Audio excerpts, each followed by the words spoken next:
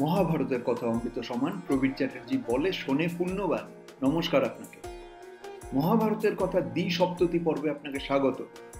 এর আগের পর্বে শুনছিলাম শতশৃঙ্গ পর্বতে পাণ্ডুর স্ত্রী কুন্তির পুত্র জন্মের পাশাপাশি হস্তিনাপুরেও ধৃতরাষ্ট্রের পত্নী গান্ধারী বিশেষ উপায়ে শতপুত্র এবং এক কন্যার জন্ম দিচ্ছেন। এই পুত্রদের মধ্যে জ্যেষ্ঠ দুর্যোধন জন্মাবার সঙ্গে সঙ্গেই নানা দুর্লক্ষণ দেখা গেছে। রাজসভার ব্রাহ্মণ মন্ত্রীরা, বিশেষত বিদুর, ধৃতরাষ্ট্রকে পরামর্শ দিয়েছেন বংশের শান্তির জন্য প্রথম পুত্র দুর্যোধনকে ত্যাগ করতে। ধৃতরাষ্ট্র সেসব পরামর্শ তো শোনেনি, উল্টে জানতে চাইছেন পাণ্ডুর জ্যেষ্ঠ পুত্র যুধিষ্ঠিরের পর তাঁর চেয়ে বয়সে মাত্র 1 বছরের ছোট দুর্যোধন রাজা হতে পারবেন কিনা। কুরুবংশে অশান্তির বীজ এই সময়ই বপন করা হয়েছিল। শতশৃঙ্গ পর্বতের রম্যভূমি এবং হস্তিনাপুরের রাজবাড়ি ছেড়ে এবার আমাদের যেতে হবে মথুরায়। হস্তিনাপুরে যখন রাজনৈতিক আবর্ত তৈরি হচ্ছে, তখনই মথুরায় কংসের কারাগারে আবদ্ধ হয়ে আছেন বসুদেব। তার 6টি পুত্র মারা গেছে। তার স্ত্রীর 7ম গর্ভটি অঘটন ঘটন পটীয়সী যোগমায়ার শক্তিতে বসুদেবের পৌরবী গৃহিণী রোহিণীর গর্ভে প্রতিস্থাপিত হয়েছেন এবং রোহিণীর গর্ভে বসুদেবের প্রথম পুত্র বলরাম জন্মেছেন বৃন্দাবনে। নৃসিংহপ্রসাদ ভাদুরী বলছেন, অলৌকিকতার মধ্যে না গিয়ে এই মুহূর্তেই একটি কথা নিবেদন করা প্রয়োজন।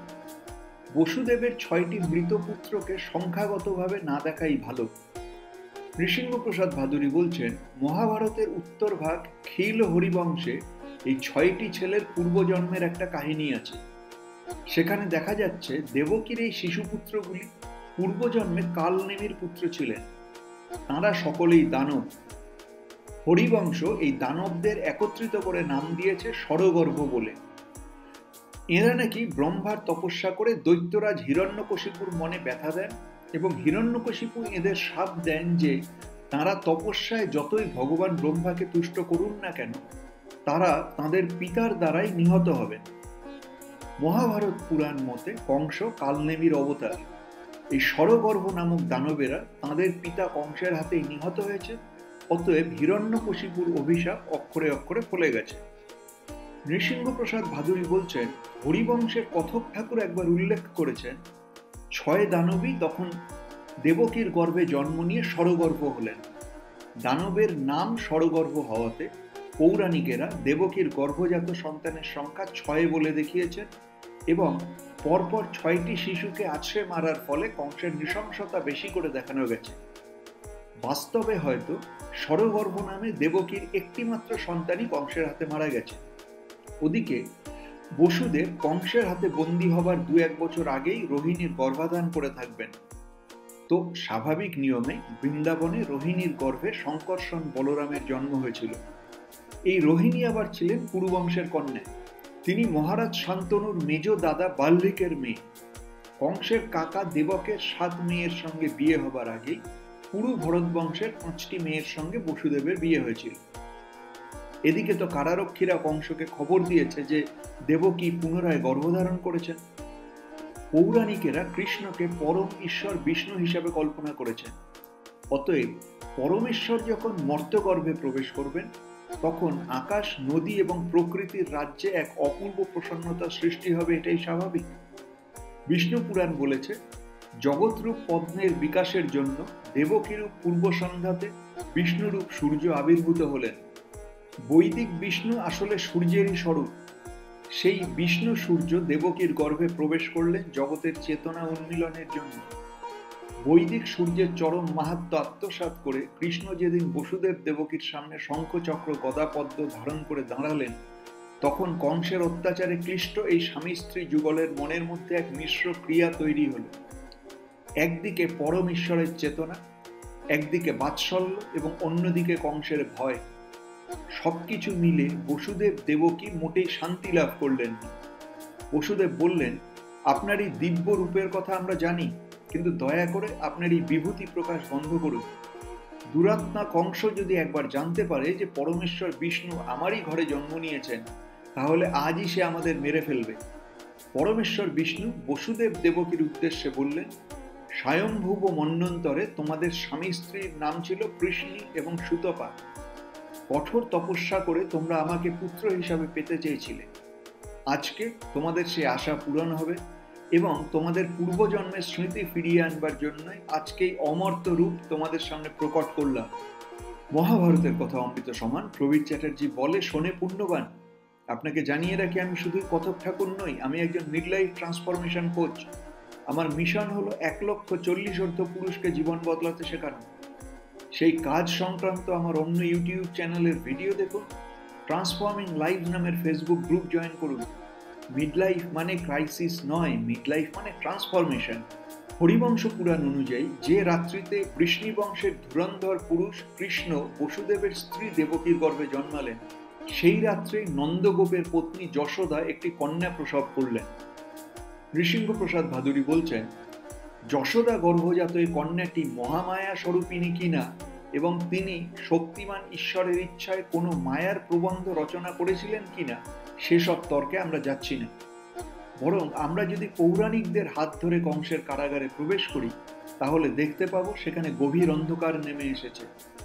কৃষ্ণপক্ষের অষ্টমী তিথি, রোহিণী নক্ষত্র যুক্ত হলো শুভদায়ী অভিজিৎ নক্ষত্র মুহূর্তের সঙ্গে। এমনিতে কৃষ্ণাষ্টমীতে অন্ধকার তো তীব্র হওয়ার কথা নয়, কিন্তু তখন বর্ষাকাল চলছে, আকাশে ঘন মেঘ, অবিরাম জলধারার মধ্যে বিদ্যুতের দ্যুতিতে মাঝে মাঝে স্পষ্ট হয়ে ওঠে কারাগারের অন্তর্দেশ। বসুদেব দেবকী পুত্রের মুখ দেখতে পান এইভাবেই।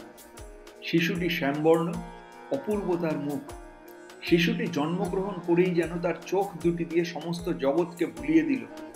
বসুদেব বাস্তব বোঝেন। অতএব সন্তানকে দেখা মাত্রই তাঁর প্রতিক্রিয়া হলো, দেখো এখন একেবারে মাঝরাত, মথুরা নগরীতে সকলেই ঘুমিয়ে পড়েছে, অতএব আমি এই শিশুটিকে নিয়ে এক্ষুনি চলে যাই, যাতে আর কেউ দেখতে না পায়।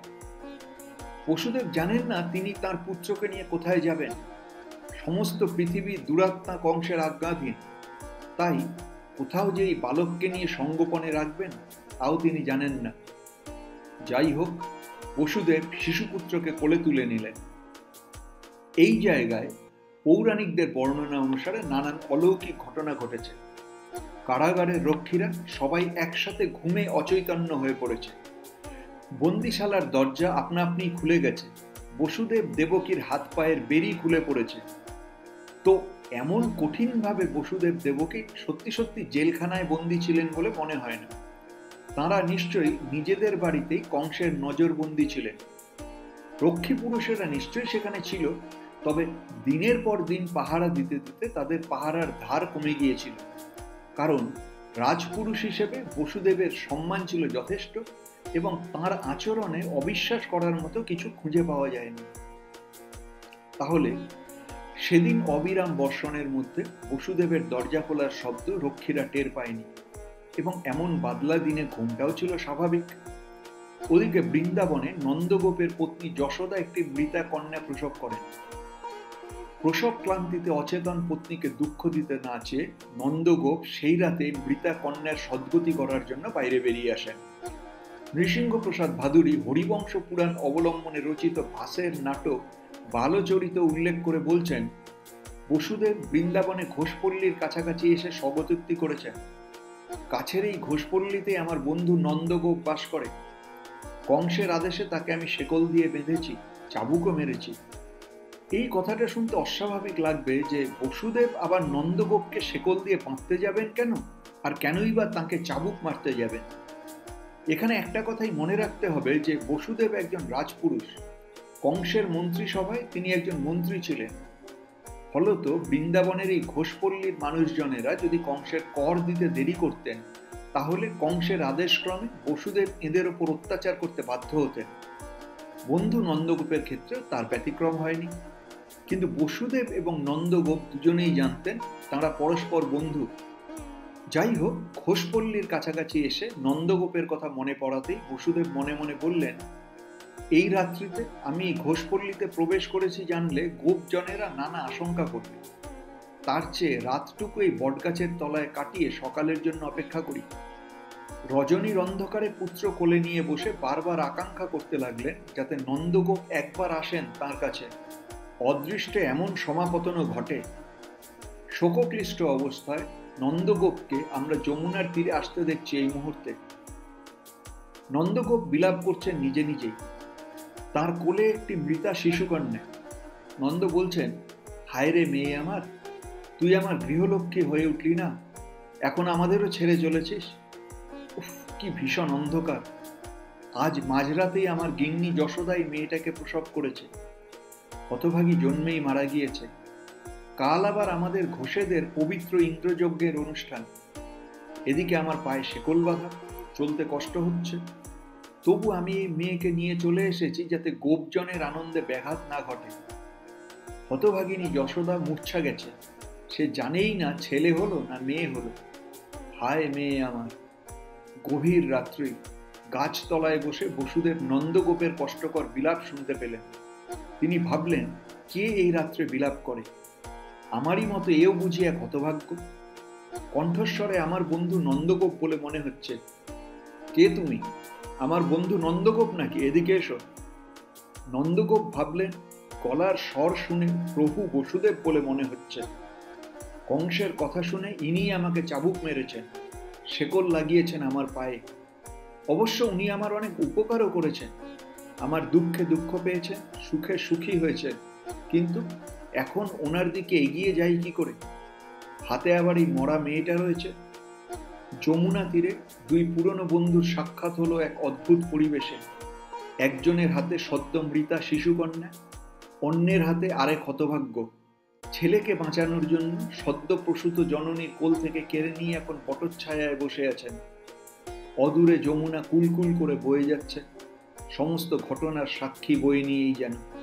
তারপর কি হলো সে গল্প শুনুন মহাভারতের কথা ত্রিসপ্ততি পর্বে। মহাভারতের কথা অমৃত সমান, প্রবীর চ্যাটার্জি বলে শোনে পুণ্যবান।